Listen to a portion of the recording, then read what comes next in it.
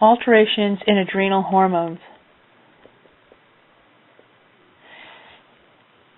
The adrenal gland includes the adrenal cortex and the adrenal medulla.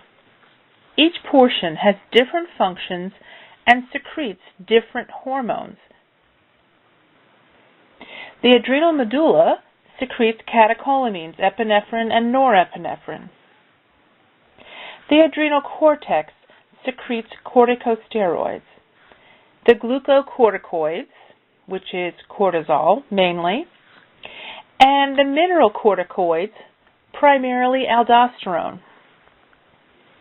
All adrenal cortex hormones are steroid hormones. So, what happens if we have too much of the adrenal cortical hormones, cortisol? We have truncal obesity, that means obesity of the trunk, moon face, which is obesity of the face, and what has been called buffalo hump, which is obesity of the upper back. There's also glucose intolerance, leading to hyperglycemia, suppression of inflammation or immunity, leading to poor wound healing and increased incidence of infections. We see behavior changes, impaired stress response, and osteoporosis.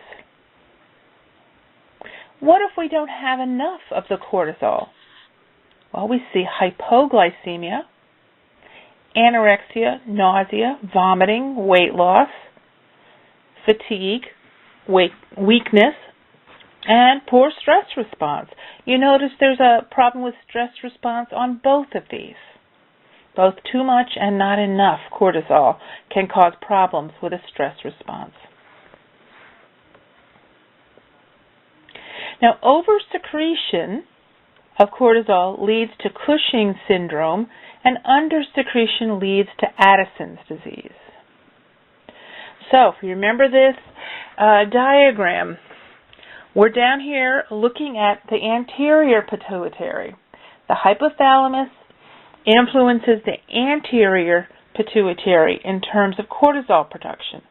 So we'll end up with altered glucose, fat, and protein metabolism, and problems regulating the inflammatory and immune responses. Cushing's syndrome. Remember, this is excess glucocorticoids, the cortisol. We end up with problems with metabolic functions. Glucose, fat, and protein, we're not metabolizing them properly. We have problems with the stress response, and we have problems with the inflammatory and immune responses. We have the obesity of the trunk and the face and the upper back. We have glucose intolerance. That means that the tissue can't use the glucose properly, and we end up with hyperglycemia. We have suppression of inflammation and immunity. We have poor wound healing, behavior changes, and impaired stress response. Sounds familiar? This is exactly what we had earlier on the slide with the scale on it. How do we treat it? We treat the underlying cause.